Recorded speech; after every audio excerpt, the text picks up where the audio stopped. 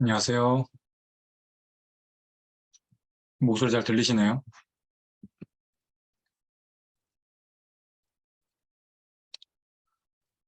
네.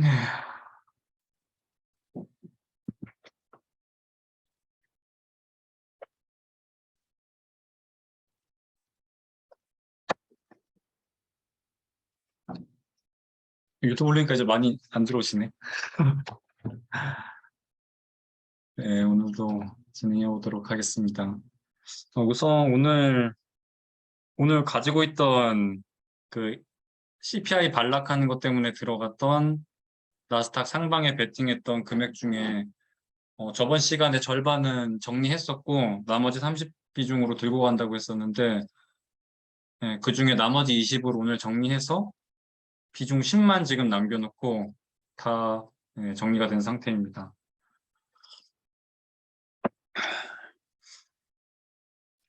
뭐 오늘도 소매 판매 발표가 있었는데 소매 판매 관련돼 가지고 또 뒤쪽에 좀 준비된 게 있으니까 같이 확인하면서 보도록 하겠습니다. 우선 경제 지표 관련된 뭐 제가 저번 CPI 관련된 세미나 할 때도 말씀드렸지만 본인이 직접 어느 정도 본인의 이 능력으로 뭔가 예측을 한다던가 전망을 한다던가 본인이 좀 똑바로 알고 움직여야 돼요. 뭐 아시다시피 요즘 하도 예?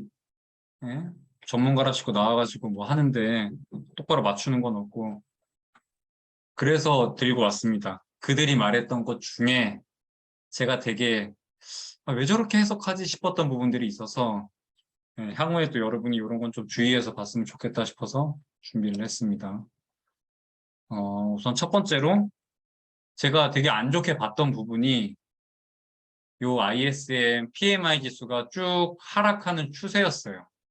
보시면 뭐 21년 말부터 해서 22년 들어와가지고 계속해서 하락하는 추세였는데 이 와중에도 여기 보시면 이게 PMI 이 구매 관리자 지수가 이 구매 관리 각 회사의 구매 담당자한테 설문을 해서 인덱스화 시키는 값인데 뭐 가령 너네 앞으로 뭐 신규 수주는 어떨 것 같아? 너는 경기 어떻게 생각하니? 뭐 신규 채용은 어떨 예정이니? 이런 설문조사를 통해서 향후 경기에 대한 어떤 지수화 시켜놓은 거라고 보시면 돼요. 근데 이게 보통 50 위에서는 확장 국면, 경제가 성장하는 국면이 있다고 보고 50 아래에서는 축소 국면이라고 얘기를 하게 되는데 이거를 저는 하락하는 추세 자체가 하락으로 잡고 있기 때문에 이걸 굉장히 안 좋게 봤던 경제를 제가 안 좋게 봤던 부분 중에 이 PMI 구매 관리자 지수가 하락하는 부분이 있어서 저는 안 좋게 봤던 건데 누군가는 또 그랬어요. 이게 하락하고 있지만 여전히 50 위에서 놀고 있기 때문에 괜찮다. 뭐 그런 식으로 말을 했었는데 하지만 추세상으로 하락하고 있었기 때문에 이게 안 좋았었던 거고요. 보시면 뭐 비제조업 같은 경우에도 50 위에서는 놀고 있어요. 55네요. 빨간 선이 지금 55에 있는 건데 50으로 보시면 아무래도 서비스 업적이 비제조업이라고 하면 서비스 업적을 주로 얘기를 하는 건데 코로나가 끝난 직후 끝이라고 하긴 좀 그렇지만 코로나가 이제 어느 정도 봉쇄 해제되고 뭐 이런 게 나온 이후에도 생각했던 것보다는 좀 빠르게 회복하지 못하고 있는 상황이에요. 근데 아무래도 뭐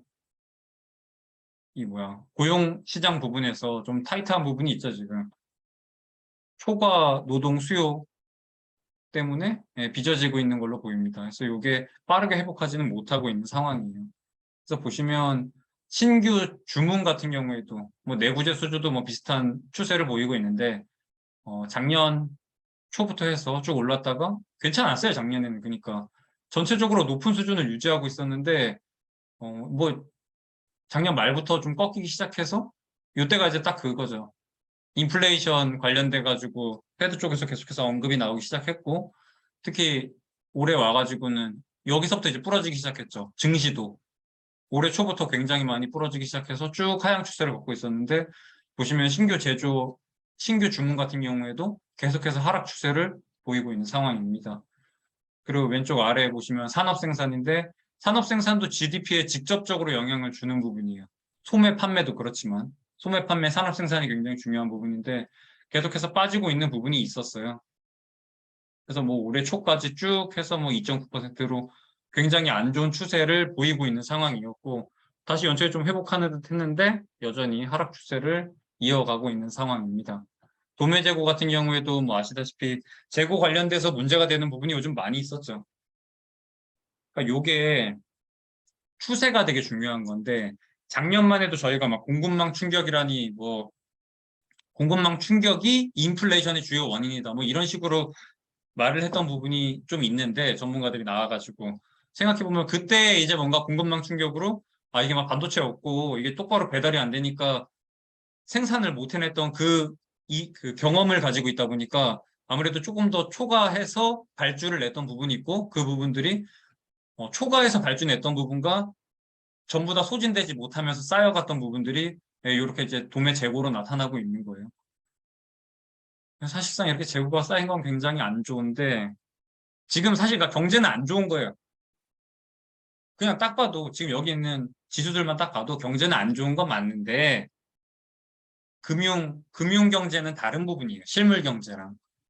그래서 저도 이렇게 뻔히 안 좋아지는, 경제가 안 좋아지는 건 알고 있지만 이번에 CPI 발락 때 진입을 해서 조금 수익을 냈던 거고, 그거 두 가지는 좀 구분을 하셔야 돼요.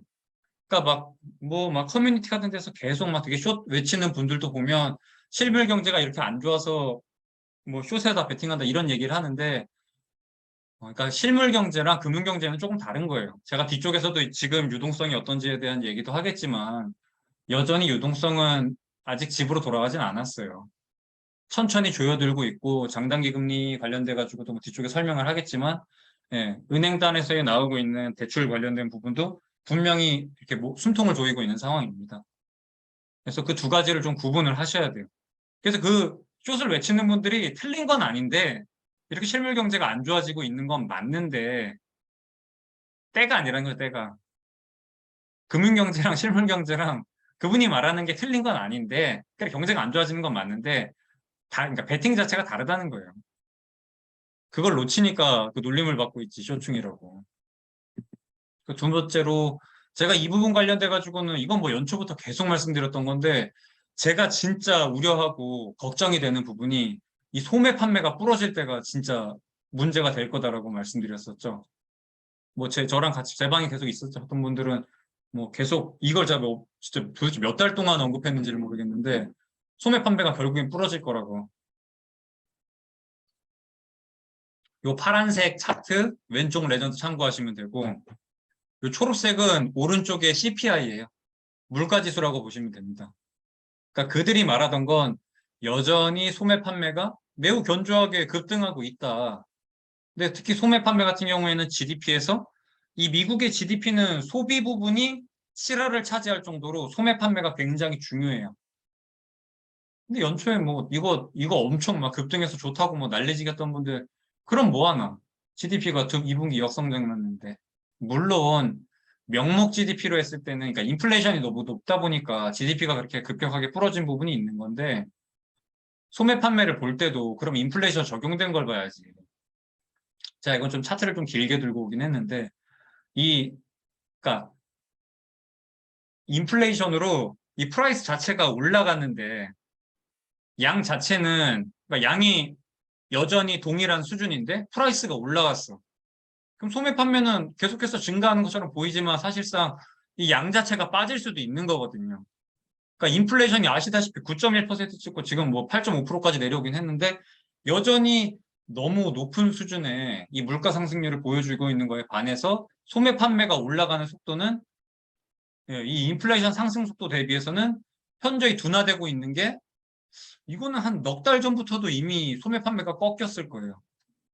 제가 이 소매 판매가 인플레이션 이 적용한 거, 인플레이션 값을 뺀 차트를 본 적이 있는데 제가 그걸 못 찾겠더라고요. 또 구글링해서 그걸 찾아야 되는데, 그거만 보셔도 한 이미 넉 달 전부터도 이미 소매 판매는 꺾인 상태였어요. 그러니까 큐가 줄었다고요, 전체적으로. 근데 그들이 말했던 건 소매 판매가 여전히 견조하고, 인플레이션 때문에 실구매력이 하락한다고 하지만 여전히 소비자들은 소비에 있어서 과감하게 하고 있다, 뭐 이런 식으로 이 경제를 평가하는 분들이 많았는데 틀렸죠. 저 같은 경우에는 그런 막 전문가들이 말하는 것 중에 그냥 자료만 봐요, 자료만. 그들은 막 블룸버그도 이용하고 로이터 통신도 이용하고 있기 때문에 그들이 이렇게 뭐 이런 유튜브나 이런 데 나와서 보여주는 차트들이 다 돈 주고 구매하는 거예요. 저는 막 이런 데 들어가가지고 뭐 프레드나 이런 데 가서 긁어오는 건데 그분들은 돈 주고 구해오는 자료들이기 때문에 저는 그냥 그것만 보러 들어가요. 그분들이 하는 의견이나 이런 거는 말 그대로 그냥 사실과 의견인 건데 저는 그들이 제시하는 사실을 보지만 의견은 그냥 다 제껴요. 특히 이런 막 말도 안 되는 개소리 시끄럽던 그런 전문가들을 기억해요. 그래서 저는 누가 어떤 지표들을 가지고 어떻게 설명을 했는지. 여러분도 너무 막 그들의 말만 듣고 아 여전히 막 소매 판매가 견조하니까 경기 침체는 오지 않아 뭐 이런 식으로 말할 수도 있는데 근데 진짜 웃긴 거는 그들이 그 연초부터 그렇게 주장했던 소매 판매가 견조해서 경제가 좋다고 얘기했던 건데 실상은 1분기, 2분기 역성장이 낮죠. 그래서 뭐 다음에 보실 때도 소매 판매가 그래 뭐 이 양 자체가 리테일 자체가 올라갈 수는 있는데 인플레이션도 고려를 해야 된다고. 그래도 몇몇 전문가들은 보면 인플레이션 고려해서 그 값 절하해서 인플레이션 적용해서 깐 값으로 다시 차트 그려서 보여주시는 분들도 있더라고요. 그런 분들은 제가 또 기억을 하죠. 아, 이게 지표를 하나만 놓고 보시는 분들이 아니라 좀 똑바로 정리를 해서 소비자들한테 보여주는구나. 그런 분들도 있었어요. 아무튼 그런 말도 안 되는 소리로. 그러니까 본인들이 유리한 대로 해석을 하는 건데 그걸 좀 보실 줄 알아야 돼요. 이 소매 판매는 명목입니다. 명목. 인플레이션이 전혀 고려되지 않았었어요. 그리고 이제 또 하나 있던 게 이 장단기 금리 차 역전 관련돼 가지고도 뭐 말이 많았죠. 10년물, 2년물이 역전된 게 언제 됐지? 이 위에 있는 게 3개월물이랑 10년물 스프레드고 요 아래에 있는 게 2년물이랑 10년물 스프레드인데 이미 보시면 이거 가까이 왔었었죠. 연초에도 잠깐 내려왔다가 쭉 반등했다가 이제는 아예 뭐 그냥 마이너스 40bp 이상으로 내려가서 계속해서 유지가 되고 있는 상황인데 정확히 말씀드리면 이 장단기 금리가 역전되어 있는 거는 기간이 중요해요. 기간이. 이 숨을 못 쉬게 해서 기업들을 다 죽이는 건데 이 은행으로부터 발생되는 유동성을 쭉 축소시켜서 숨통을 조여서 기업들을 죽이는 건데 얼마나 오래 유지되는지가 중요한 거예요. 그리고 진짜 문제가 되는 건 이게 올라올 때. 이게 올라와서 문제가 되는 건 아니고 경기가 이 숨통이 조여들어서 죽을 것 같으니까 이제 풀어주려고 금리 인하를 하면서 금리를 인하하다 보니 이게 올라가게 되는 거고. 그러니까 그때가 문제가 되는 거예요. 내려와 있는 때가 문제가 있는 게 아니라 튀어 올라갈 때가 문제가 되는 거예요.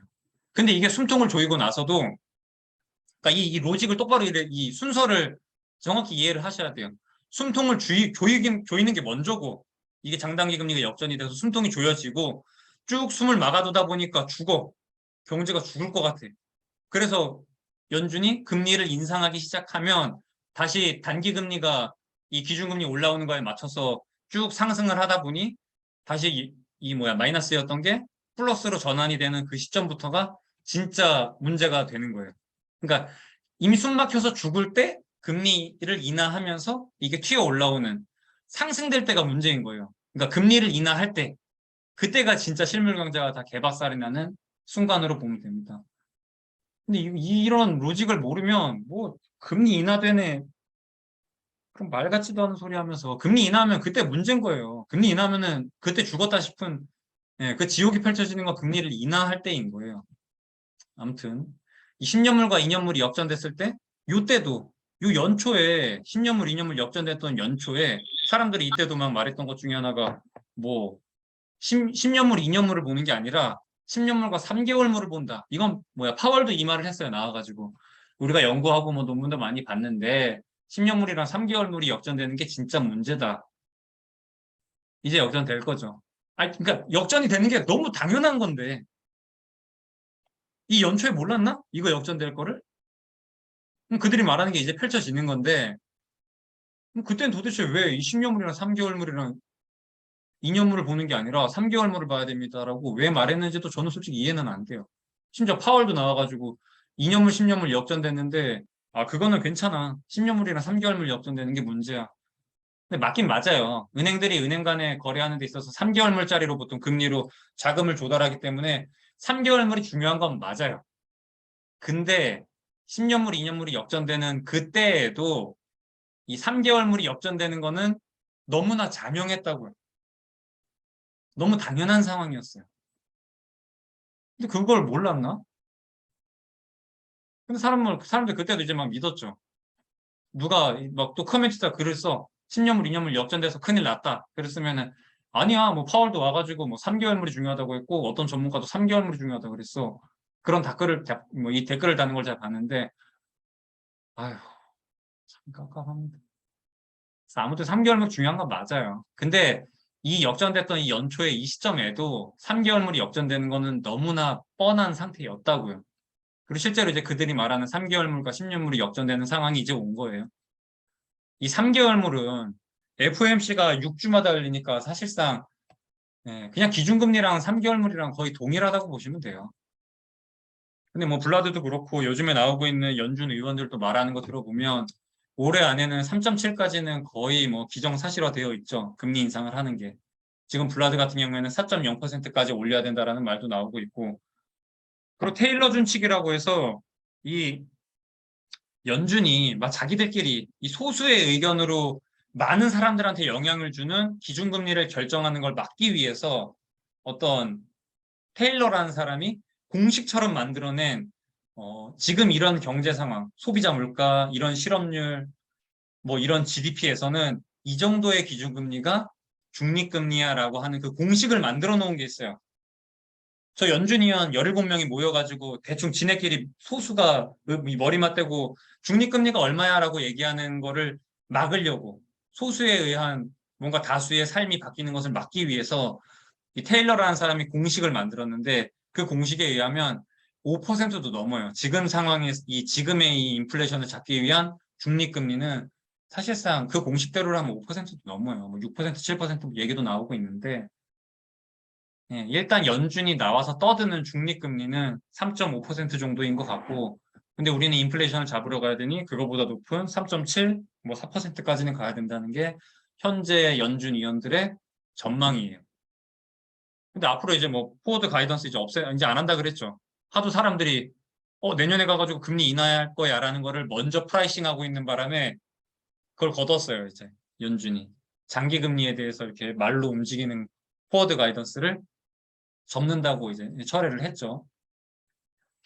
그래서 아무튼 요거에서 제가 말씀드리고 싶은 거는 이 10년물, 2년물이 역전됐던 요 연초에도 그들이 나와서 말했던 3개월물이랑 10년물이 역전되는 게 중요해라고 하면서 괜찮아. 경제 아직 괜찮아라고 했던 요때에도 이 10년물, 3개월물이 역전되는 거는 너무 뻔한 상태였어요. 그래서 이 10년물, 2년물이 역전되는 걸 디펜스하려고 이걸 들고 오는 거는 사실상 말도 안 되는 거였어요. 그러니까 이런 거를 여러분이 아셔야 돼요. 그러니까 미리 스스로가 이게 스스로가 모르면 그들이 하는 말 듣고선 이거 10년물, 2년물이 아니라 3개월물 봐야 되는구나. 그렇게 되는 거예요. 그런데 속지 말라고. 아까 말한 대로 3개월물은 거의 기준금리랑 똑같죠, 그냥 뭐. 아까 말한 것처럼 뭐 6주 만에 하나씩 열리기 때문에 해봐야 FOMC 하나 차이기 때문에 현 기준금리랑 거의 유사하다고 보시면 됩니다. 근데 그 기준금리가 지금 2.7인데 뭐 아시다시피 연말 가면은 3% 그냥 넘을 거기 때문에 10년물이랑 역전은 불보듯 뻔한 상태입니다. 그리고 이제 또 하나 요즘 이 앞에 있던 거는 그래도 약간 과거 1분기, 2분기 뭐 그런 얘기하고 있는 건데 이제 요즘 나오고 있는 헛소리 우리가 이제 앞으로 봐야 되는 거. 보시다시피 실업률이 엄청 좋아. 3.5%. 너무 좋은 상태예요. 그래서 그들이 말하는 거는 1분기, 2분기 역성장이 낮지만 고용시장이 탄탄했기 때문에 뭐 리세션 아니다. 맞아요. 이 역사상 이런 게 없어요. 이런 실업률에 그 GDP가 2분기 연속으로 역성장한 게 없어요. 그러니까 그들이 말하는 게 맞긴 맞아요, 지금. 근데 그래서 마치 뭔가 경제가 좋고 실물 경제가 좋다 이런 식으로 지금의 경제를 좋다라고 평가하는 거는 말이 안 돼요. 과거의 리세션이 아니야라는 걸 디펜스하기 위한 이 타이트한 고용시장을 들고 오는 거는 오케이. 거기까지는 그들이 디펜스하게 사용하는 거는 맞는데 지금의 경제를 판단하는 데 있어서 이 낮은 실업률을 들고 오면서 야, 경제 너무 좋아, 지금. 이런 얘기하는 건 말도 안 되는 소리야. 이 실업률이 좋은 이유는 당연히 일자리 수가 많아서 그런 건데 이 일자리 수가 이렇게 많은데 지금 거의 뭐야 1년 가까이 1년 가까이 1,000만 개 일자리 수가 1,000만 개야 1,000만 개 이렇게 많은 수의 일자리 수가 채워지질 않고 있어요. 중요한 거는 채워지지 않는다는 거예요. 이게 이렇게 삐죽 튀어나왔다가 바로 또 뭐야 이 노동자들로 채워지고 뭔가 그런 반복이 아니라 그냥 계속 1,000만 명 이상의 높은 구인 수를 유지를 하고 있어요. 근데 사람이 없어. 실업률이 3.5%밖에 안 돼. 내가 일을 하고 싶은데 실직이 된 사람이 3.5%밖에 안 남았어요. 더 이상 추가적인 노동 여력이 3.5%밖에 없다는 말이랑 동일한 거예요. 노동에 있어서 초과 수요가 발생되다 보니 고용 이 고용 비용 지수가 높은 수준을 유지할 수밖에 없고 여기서 진짜 문제가 되는 건 다음 분기에 가서 한 번 더 뛰는 거예요, 이게. 근데 저는 더 뛸 수도 있다고 생각해요. 왜냐? 일할 사람은 없고 수요는 많고. 우리 작년에 그 공급망 충격 왔던 것처럼 동일하다고 보시면 됩니다. 이건 고용 충격인 거예요. 일할 사람이 없어. 이게 왜 일할 사람이 없냐면은 뭐 당연히 코로나 때문인 거는 맞는데 코로나 때에는 뭐 아시다시피 뭐 학교도 못 가고 그러다 보니까 이제 엄마 유치원도 막 못 가고 막 그러다 보니까 이 맞벌이를 하던 근로자들이 중에 한 명이 집에서 애를 봐야 되는 상황이 왔었고 그래서 이제 고용시장에서 다 이탈을 했었던 건데 지금도 많이 돌아오기야 했지만 진짜 중요한 인력은 외국 노동자들이에요. 값싼 외국 노동자들. 그들이 미국에 가서 뭐 이래가지고 조국으로 다시 뭐 돈 보내고 뭐 이런 걸 해야 되는데 뭐 아시다시피 지금 이 외국 근로자들이 여기 들어가서 일을 할 수가 없죠. 미국만 그런 게 아니에요. 우리나라도 그게 굉장히 심하고 지금 저희도 하다못해 일본도 여행 못 가는 상황이잖아요. 이 봉쇄가 뭔가 풀렸다고는 하지만 아직까지는 코로나 영향으로 이 노동시장 자체가 타이트한 거예요. 그럼 향후에 뭔가 이 외국인 노동자들이 와서 여기를 다 채울 수 있을 건가? 그게 이제 기대가 되는지를 확인을 해야 되는데 지금 비행기 값만 해도 말도 안 되죠. 미국 비행기 값 생각해보면. 신흥국에서 그들이 이 값싼 외국인 노동자들이 가서 여기에 일자리를 다 채워야 되는데 못 채워. 그들이 지금 여기 갈 여력도 없고 그 비행기 값도 없고 왜냐면 그들도 코로나 시기에 다 실직한 다음에 조국으로 돌아가서 이 미국에서 벌었던 돈 다 깨먹고 있었을 거 아니에요. 근데 지금 이거 몇백만 원 들여서 비행기 타고 여기 날라와가지고 다시 일자리를 찾는다? 쉽지 않아요. 그러려면 진짜 코로나가 진짜 완전히 진짜 다 끝나고, 예. 정말 막 여행도 이제 막, 근데 당분간은 어쩔 수 없이, 저도 이제 뭐 다음 달에 스페인 놀러 가는데, 너무 비싸요, 비행기 값이. 저 마누라랑 둘이 가는데, 450? 뭐 이 정도가 내고 가는데, 그러니까 그냥 그런 말도 안 되는 이 비행기 티켓만 봐도, 이걸 갑작스럽게 외국인 노동자들이 와서 채우기에는, 저는, 예, 이게 계속해서 유지되는 상황이 너무 우려스러워요. 이 낮은 실업률, 자국 내에서의 이 말도 안 되는 실업률과 높은 부인수가 딱 맞물려 있는 거예요. 그걸로 나타내는 결과가 높은 고용비용 지수인 거고, 고용비용 지수가 높다 보니 생산력이 빠지고 있는 거고.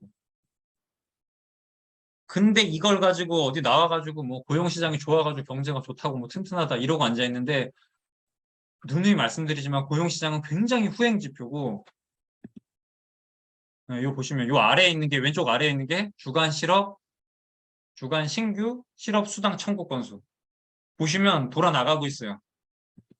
여기서 계속해서 낮은 실업률을 기록하고 있는데 돌아 나가고 있어요. 신규 실업 수당 신청 건수는 증가하고 있는 상황이에요. 이건 매주 발표되는 거기 때문에 금방금방 눈에 띄게 나오는 부분이에요.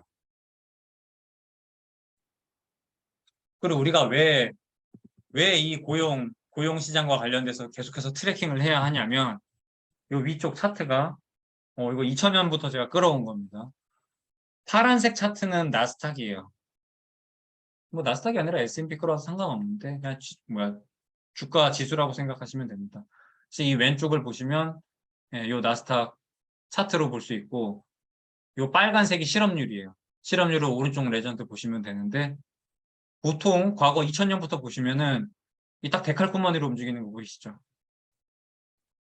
나스닥이 빠질 때는 실업률이 오르고 실업률이 오를 때는 나스닥이 빠지고 딱 그 데칼코마니로 움직이는데 보시다시피 여기까지는 실업률 내려오면서 22년 그러니까 21년 말까지는 실업률 쭉 내려오고 고용시장 탄탄하게 경제 잘 돌아가고 나스닥도 상승했고 잘 맞았어요.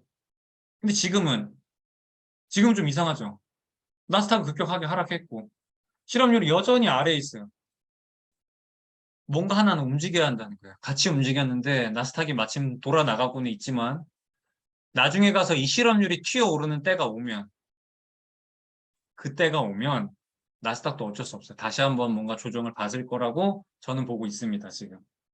근데 지금은 이 높은 이 높은 뭐 실업률 뭐 이게 이 뭐야 높은 일자리 수, 낮은 실업률, 엄청난 이 고용 시장이 오히려 패드한테는 더욱 긴축을 종용할 수밖에 없어요.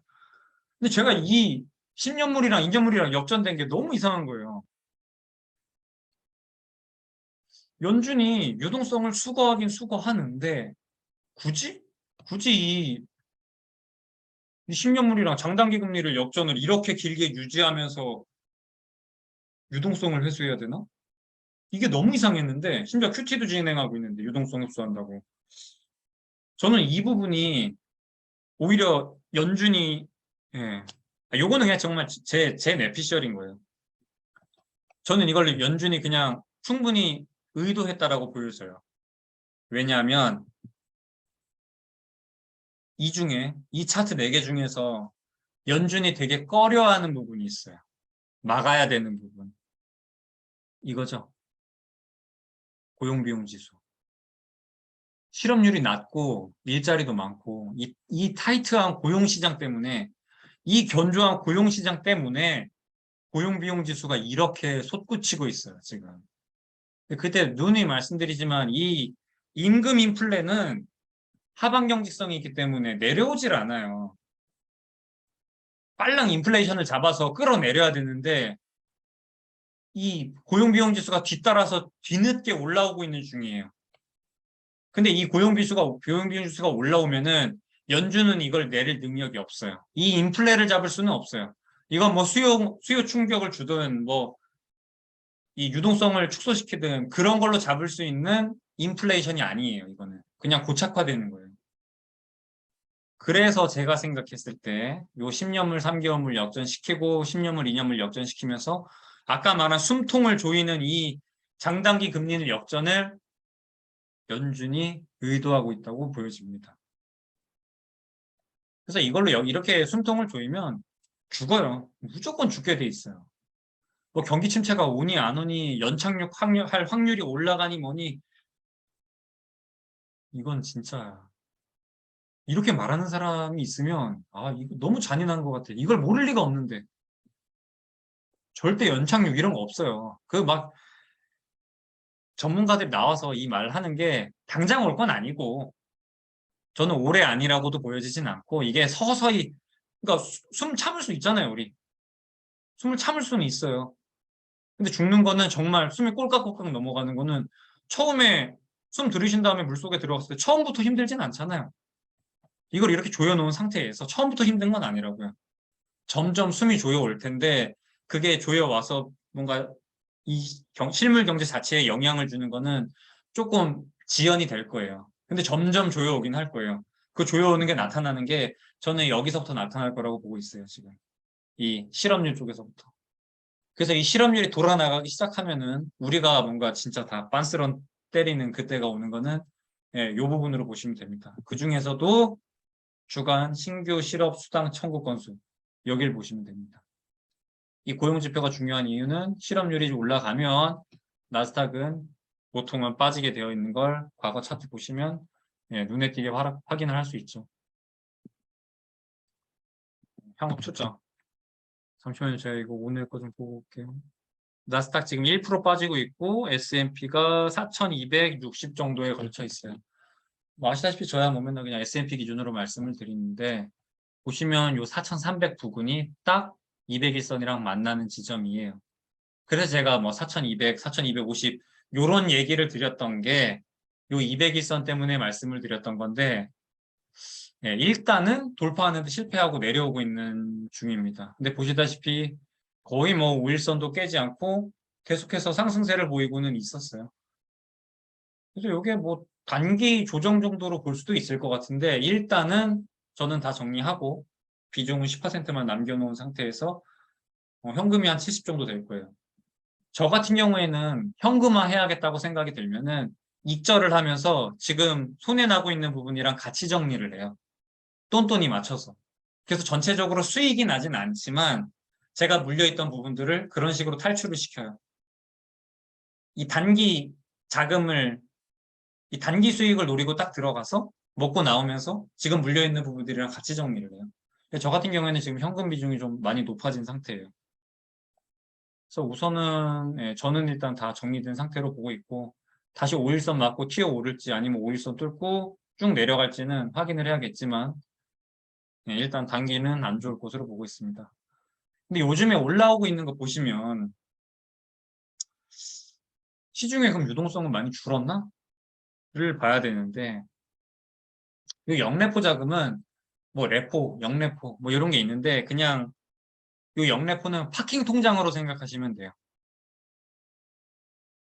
이 은행이나 보험, 연기금 이런 곳이 보통은 만기까지 채권을 들고 가거든요. 국채에 대한 수요가 보통 지금 말씀드린 뭐 중앙은행, 각국 신흥이 됐든 뭐 선진국이 됐든 중앙은행들은 보통 해외 자금을 보통 국채로 들고 있는데 그 국채를 보통 장기물로 들고 있다 보니까 그 장기물을 담보로 맡기고 이제 유동성 그러니까 담보로 잡고 단기로 뭐 한 달짜리 정도 되는 단기 자금을 융통하는 경우가 있는데 그걸 이제 보통 레포라 그러고 반대로 이제 중앙은행에다가 돈을 잠깐 맡겨놓는 거를 영레포라고 보시면 돼요. 그래서 결국에는 그냥 이 상업은행들이 이용하는 파킹 통장이라고 보시면 됩니다. 근데 7월에 들어와서 이 파킹 통장의 금리를 이게 2.35인가? 예. 너무 높지 않아요? 생각해보면? 2%가 넘어요. 영래포 금리가. 이 상업은행들이 이용하는 파킹 통장의 금리가 2%가 넘습니다.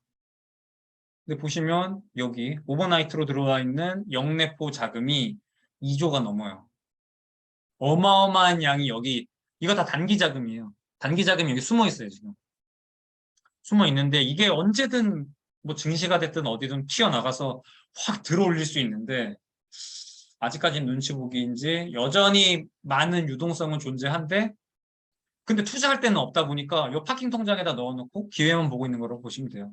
근데 그 단기 자금이 여전히 높은 수준을 유지하고 있습니다. 은행으로 돌아가지 않고. 요게, 요거는 되게 좋은 걸로 보여집니다. 이건 언제든 증시로 뭐 채권 시장이든 빠르게 흘러 들어올 수 있어요. 그리고 M2 같은 경우에도 그럼 M2는 줄었나? 이 시중에 풀려 있는 통화량이라고 보시면 되는데 크게 안 줄었어요. 그럼 연준의 대차 대조표는 줄었나? 이제 뭐 몇 달 됐죠? 이 QT 진행한 지 특히 9월부터는 이제 풀악셀 밟기로 했죠. 900억 달러씩 축소하기로 했는데 예, 그게 저는 진짜 약간 증시에 어떤 타격을 줄지가 굉장히 궁금합니다. 그리고 늘 말씀드리지만 이게 맞지가 않아요. 롤오프하는 만기에 도래하는 지금 연준이 보유하고 있는 채권들이랑 실질적으로 롤오프 하려고 했던 예전 금액 900억 달러씩 이 롤오프하는 자금이랑 맞지가 않습니다. 그러니까 만기에 도래하는 채권이 있어야 그냥 롤오프 시켜버리는데 그만큼 채권이 없어요. 그래서 어떤 식으로 이거를 조절할지가 굉장히 궁금합니다. 아니면 뭐 그냥 뭐 MBS 채권을 그냥 던져버릴 수도 있고 아니면 뭐 채권을 바꾸겠죠. 채권 지금 있는 장기 채권을 단기 채권으로 변경하는 식으로 해서 그러면 장기 채권을 파니까 장기 금리는 올라가고 단기 채권을 사니까 단기 금리는 내려오면서 장단기 금리를 조금은 해소시킬 수도 있을 텐데 그건 연준이 어떤 식으로 선택할지는 다음 FOMC를 좀 들어봐야 될 것 같아요. 9월에 있을 FOMC를. 그게 끝나고 분명히 QT 일정과 관련돼서 말이 나올 거예요. 그리고 9월에 FOMC 의사록이 발표되는 게 진짜 중요할 것으로 보고 있습니다. 요번 거는 그렇게 중요하다고 보진 않아요. 어차피 그냥 뭐 높은 인플레이션까지 9.1%까지 보고 들어갔던 의사록인 거고 뭐 당연히 세게 얘기했겠죠. 거기 들어가가지고는 이번 의사록 발표 같은 경우에는 7월 의사록 발표 그것보단 10월에 발표될 9월 FOMC 의사록이 진짜 중요하다고 보여집니다. 왜냐하면 요 은행의 대차대조표 축소 관련된 일정, 계획 부분이 분명히 나올 거예요. 그 부분이 진짜로 중요하다고 보여져요. 근데 말씀드리고 싶은 거는 여전히 시중의 유동성은 차고 넘칩니다. 갈 곳을 잃은 자금들이 이 영래포 쪽에다가 다 은행들의 파킹 통장에 들어와서 놀고 있는 상태예요.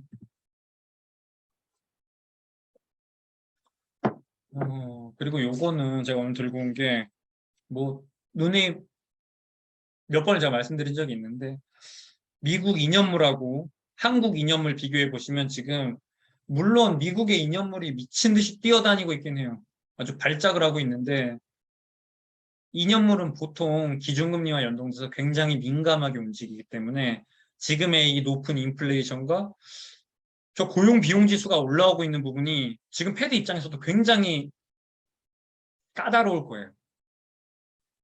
지금 이렇게 나와서 말은 못하겠지만 저 부분이 진짜 나중에 가서 발목 잡을 거예요, 패드. 그러기 위해서, 그러니까 그래서 아마 제가 생각했을 때 요즘에 연준 위원들이 나와서 여전히 이번에 큰 폭으로 CPI가 빠졌음에도 불구하고 여전히 엄청난 이 긴축에 대한 의지 표명을 하고 있죠. 그 부분들이 계속해서 반영이 되고 있는 것으로 보이고 이번에 이 7월 FOMC 의사록 같은 경우에는 높은 CPI를 보고 들어가서 회의를 진행했던 거기 때문에 굉장히 매파적 발언이 나올 것으로 보고 있고 그것 때문에 아마 지금 미국 국채금리가 이렇게 튀어오르고 있는 것 같은데 진짜 많이 오르고 있죠. 이렇게 많이 오르는 게 쉽지 않은 것 같은데 9월에 들어가서 뭐 TBT 물린 분들이 있다고 했는데 9월에 들어가서 QT 그분들은 사실 저번에 CPI 9.1% 나올 때 그 9.1% 나올 때도 저는 잘 전망했었죠. 되게 높게 나올 거라고. 네, 그래서 그걸 마지막 TBT 탈출이라고 말씀드렸었는데 아무튼 그때 이제 정리를 못 하셨던 분들이 있다면 그 9월 FOMC에서 QT 일정과 관련된 뭔가 파월의 기자회견이 있을 거기 때문에 그때 다시 한번 정리할 기회를 주지 않을까 싶습니다. 그때 한 번, 그 다음에 이제 10월에 발표될 9월 FOMC 의사록 발표 때 또 한 번. 그렇게 이제 TBT는 정리할 기회가 2번 있다고 보여집니다. 그래서 요 왼쪽도 보시면 영국은 CPI가 꺾일 수가 없어요. 왜냐하면 에너지 부분이 진짜 문제가 될 거기 때문에 영국은 계속해서 기준금리를 긴축 방향으로 이제 뭐 돌릴 거예요. 그걸 반영하듯 영국의 10년물도 이렇게 높은 수준으로 계속해서 오르고 있는 상황이고 뭐 아시다시피 독일과 이태리 유럽에서 가장 문제야. 그러니까 신용도가 낮은 우리 이태리 채권과 유럽에서 가장 신용도가 높은 독일 채권의 스프레드가 중요한데 지금 보시면 그래도 보통 뭐 250bp를 굉장히 마지노선으로 사람들이 이렇게 얘기를 많이 하는데 지금 보시면 그래도 이미 200bp를 넘어선 상태이기 때문에 문제예요. 오늘도 오르는 거 보면은 여기 12bp 오르는데 이태리 채권은 20bp 오르고 있죠. 문제예요, 문제. 그래서 이 유럽 22, 유럽 중앙은행. 제가 이제 약어를 안 쓸게요. 사람들이 약어를 쓰면은 잘 모른대요. 그렇다고 제가 뭐 친절하게 이렇게 막 장학을 달아드리는 것도 아니어가지고. 유럽 중앙은행이 너네 자꾸 이태리 채권 이렇게 팔고 이 금리 올리면은 내가 이거 다 사버릴 거야. 이런 말을 하는 이유는 이렇게 급락하는 채권이 나오면 어쩔 수 없이 헤지펀드들이 들어와서 이걸 숏배팅을 쳐요. 숏배팅. 그러니까 실물 경제에 그런 투기 자금 세력이 들어오다 보면 이런 걸 가속화시키는 경우가 되게 많아요. 이번에 우리 막 WTI 튀거나 니켈, 구리 가격 같은 거 튈 때도 보면은 실제로 막 수요와 공급에 의해서 가격이 결정이 되는 게 아니라 투기 자금이 들어오는 경우가 굉장히 많아요. 그러니까 투기 자금이 이 실물 경제에다가 영향을 주는 거죠. 실제로 내가 저 구리가 필요한 것도 아니고 WTI가 필요한 건 아닌데 단지 투기 자금 때문에 이 가격이 이 제 가격을 못 찾는 경우가 있는데 그 세력에 대한 경고를 하는 게 유럽 중앙은행에서 이태리 채권에 대해서 너네 계속 이렇게 해서 쇼패팅 들어가면 이거 그냥 내가 다 사버릴 거야. 채권 매입 프로그램 돌려서 이거 사서 이 채권 금리 다 낮출 거야라고 얘기를 하는데 그런 중앙은행의 협박에도 불구하고 이태리 채권은 오늘도 독일 국채 대비해서 급격하게 상승을 하고 있습니다.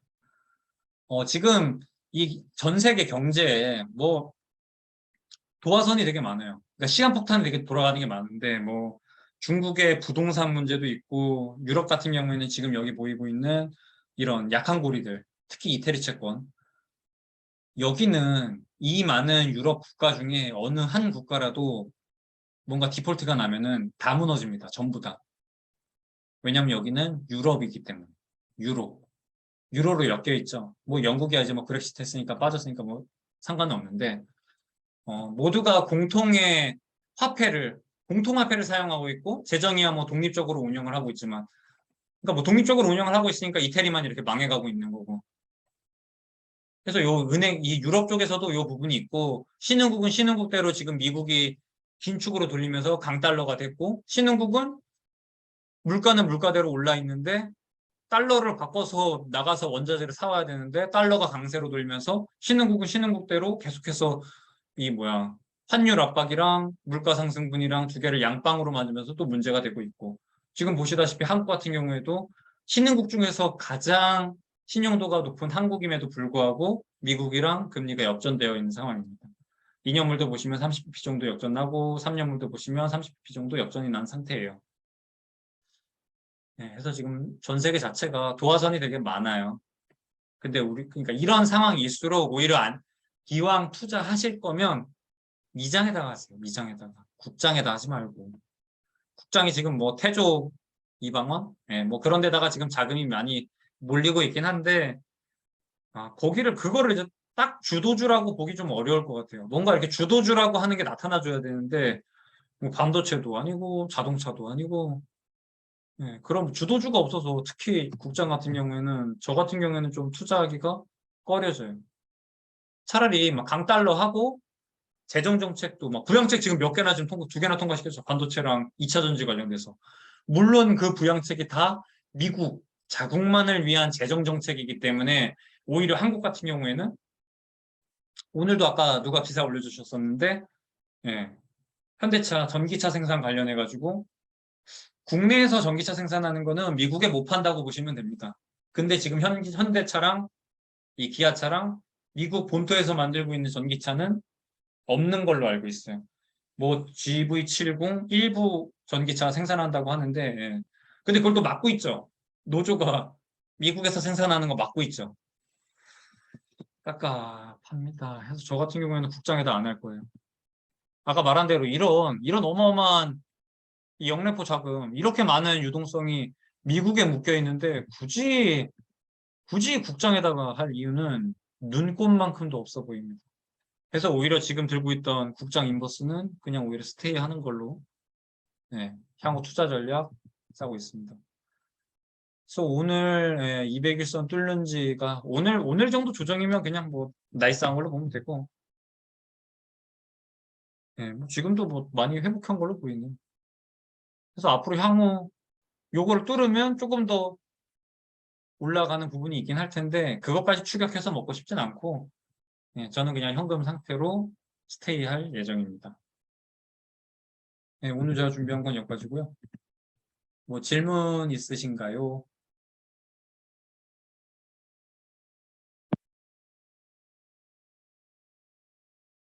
없음?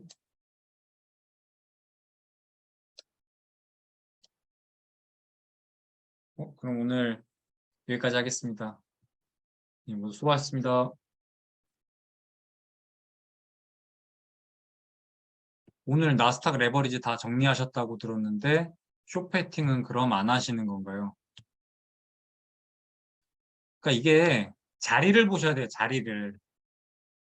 내가 오늘 상방을 정리했다고 해서 바로 아래를 정리하는 게 아니라 지금 요 앞에서도 말씀드렸지만 이거 200일선 뚫으면 또 올라갈 수가 있어요. 그냥 저는 적당히 먹고 나오자의 입장일 뿐인 거지.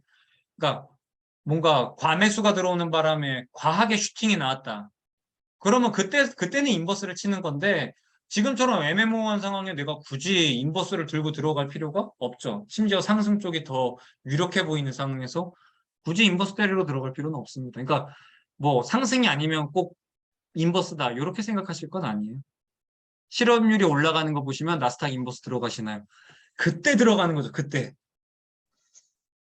이 멍청한 새끼들이 다 나와가지고 실업률 좋으니까 경제가 좋습니다. 일단 개소리하고 있을 때 우리는 저 실업률이 조금씩 오를 때 네, 그때 이제 인버스 치러 들어가는 거죠. 네, 제가 인버스에 확신을 들고 들어가는 거는 고용시장에서 문제가 생길 때라고 보시면 됩니다. 그때 같이 들어가면 돼요. 늘 말씀드리지만 고용은 조금 천천히 움직여요. 천천히. 주택시장도 그렇고. 나스닥 인버스 물려서 타이밍을 놓쳤는데 손절 최대한 빨리 쳐야 할까요? 아니면 작은 조정이라도 기다려야 할지. 나스닥 인버스는 아, 나스닥 인버스는 왜 들고 있었지? 우리 CPI 꺾이는 거 그 상승분 먹으러 들어가자고 몇 달 전부터 얘기했는데. 나스닥 인버스. 이제 와가지고 정리하는 건 좀 의미가 없죠. 이거 좀 두고 봅시다. 일단 요 200일선 이 대가리 맞는 상황이기 때문에 굳이 이제 와서 나스닥 인버스 정리하는 거는 그러니까 손절할 타이밍은 놓친 상태로 보이고요. 그 CPI 같이 먹으러 들어가자 그랬는데 왜 나스닥 인버스에 물려 있어요? 오히려 강달러 유지할 거고 국장 많이 올라온 지금은 국장 인버스가 나아 보여요. 소비 국가가 저 모양인데 제조업 국가는 그렇죠.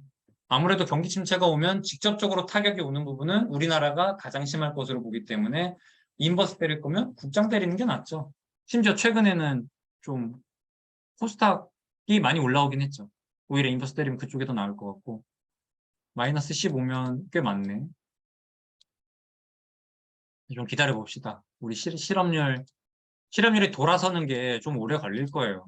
지금도 신규 실업 수당 청구 건수를 보시면 돌아 나오고 있으니까 실업률 슬슬 올라갈 거예요. 기다리시죠. 실업률 상승 때 나스닥 인버스 진입이면 대략 몇 퍼센트 정도 기준으로 잡고 있는가요? 저는 4%를 진짜 되게 안 좋은 상태. 그러니까 4% 이전에는 전량 인버스 쪽에 들어가 있을 거예요. 그리고 저는 보통 인버스 진입할 때 한 배수짜리 80, 그 다음에 고퍼스 20, 이렇게 4대1 비율로 보통 그렇게 진입을 해요. 정리할 때는 보통 레버리지 진입하고.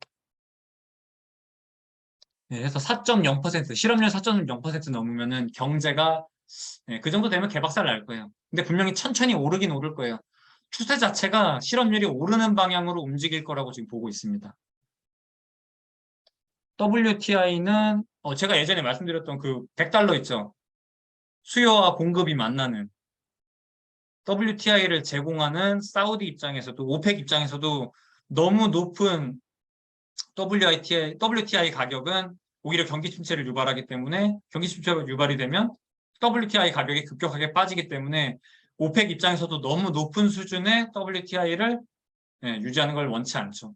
근데 지금처럼 이렇게 경기 침체 우려가 높은 수준이면 어쩔 수 없이 아까 제가 몇 달 전부터 말씀드렸던 그 100달러가 내려오긴 하겠죠. 이제는 한 90달러로 내려와서 다시 또 피벗돼서 움직일 것 같은데 상방보다는 하방 쪽으로 보는 게 맞죠. 경기 침체로 인한 수요 둔화로 가격은 내려올 것으로 보고 있어요. 그렇다고 뭐 굳이 인버스 때릴 정도는 아니고. 근데 이상하게 우리 버핏 형님은 에너지 쪽에다가 비중을 엄청 태우고 계시네. 그게 좀 걱정이 돼요. 이게 튀어 올라가면 더 빨리 경제가 박살날 테니까 WTI가.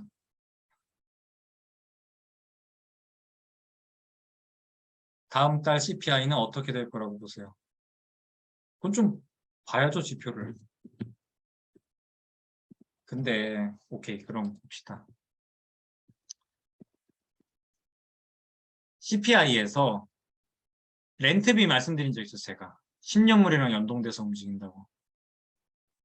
10년물이 2.5%까지 내려갔던 게 제가 CPI 전망할 때 렌트비, 주택 렌트비가 이 미국채 10년물이랑 연동이 되어 있다고요. 미국채 10년물이 모기지금리랑 연동이 되어 있고 모기지금리가 렌트비랑 연동이 되어 있는데 높죠, 이거. 다시 올라왔어요. 그래서 물론 아니 7월이 뭐야 8월이 지나가지도 않았는데 지금부터 어떻게 이걸 전망을 합니까? 좀 보고 하시죠. 지표들을. 뭐 지금 예측하는 거는 완전 미래 뭐 무당처럼 예측하는 건데. 근데 일단 10년물이 올라오는 바람에 렌트비도 좀 많이 돌지 않을까 싶어요. 고정금리가 대부분인 미국 부동산이 흔들릴 거면 우리나라는 지금보다 더 빠질 거라고 보시나요? 우리나라? 우리나라는 개박살 나죠, 개박살. 아, 저는 부동산 얘기하면 사람 자꾸 발작하던데 그런 건 모르겠고 아무튼 저야 그냥 사실만 놓고 제 의견을 얘기하는 건데 저는 우리나라 부동산은 완전 박살날 거라고 봐요. 지금 이거 봐요. 이 금리 역전돼 있잖아요. 근데 심지어 여기서 미국은 더 금리 올릴 거야. 우리나라는 여기서 뭐 얼마나 버틸지 모르겠어요. 이 저금리를 얼마나 더 유지할지 모르겠어요. 근데 제가 근래에 신용대출 만기 돌아와가지고 연장될 때 보니까 제가 빌릴 때 2.7인가에 빌렸는데 이번에 연장될 때 4.5 나왔어요. 신용대출. 그냥 직장인 저희 뭐야 회사 대출인데 4.5 떴어요. 신용대출이 4.5인데? 이걸 감당할 수가 있나? 저는 못할 것 같아요. 그럼 뭐야 주담대 금리도 당연히 많이 뛰었으니까 그 몇 억씩 빌린 분들이 견딜 수 있을지 모르겠어요. 그래서 저는 부동산은 당연히 안 좋게 보고 특히 국장 부동산은 진짜 안 좋게 보고 있습니다. 미국 부동산이야 천천히 내려올 거예요. 천천히. 근데 오늘도 모기지 관련된 거 보시면 미국 쪽은 계속해서 하락하고 있어요. 연금 자금 타이거 엔화 선물에 다 넣으려고 하는데 지금도 괜찮을까요? 예. 천천히 분할로 140불 상단으로 잡고 분할로 괜찮아요. 저는 괜찮게 봅니다. 저도 다음 달에 아마 미래에셋 저희가 이제 그 퇴직연금이 바뀌었거든요. 운용 그 회사가. 저도 여기 넣으면은 말씀드리겠습니다. 엔화는 괜찮아요. 근데 지금 이렇게 달러가 강세로 도니까 지금 엔화가 다시 쭉 빠지고 있는 상태인데 이렇게 달러가 강세로 돌면 이 뭐야 원자재가가 오른 부분 더하기 달러까지 강세가 되면서 그리고 제가 얼마 전에 미국 그 일본 무역 수지 적자 또 난 거 올려드렸죠. 채팅방에다가. 그것만 보셔도 아시겠지만 일본이 못 버텨요. 저 미친 엔화를 유지하고 있는 지금 이 전 세계에서 저 양적 완화를 유일하게 유지하고 있는 심지어 YCC를 유지하고 있는 저 일본이 저거 못 버팁니다. 전 당연히 못 버틴다고 보고 있어요. 긴축으로 돌려야 돼요. 엔화 강세로 만들어야 저 무역수지 적자나고 경상수지 적자나는 부분을 메울 수 있어요. 그래서 엔화 투자는 길게 보고 엔화에 투자해놓고 막 일희일비하지 말고 좀 그 정책 방향이 바뀌어야 되는데 그 모멘텀 기다리는 건데 그걸 왜 이렇게 조급해하고 있어? 천천히 길게 봅시다. 오늘도 벌써 1시간 됐네. 네. 수고하셨습니다. 좋은 밤 되세요. 빠잉!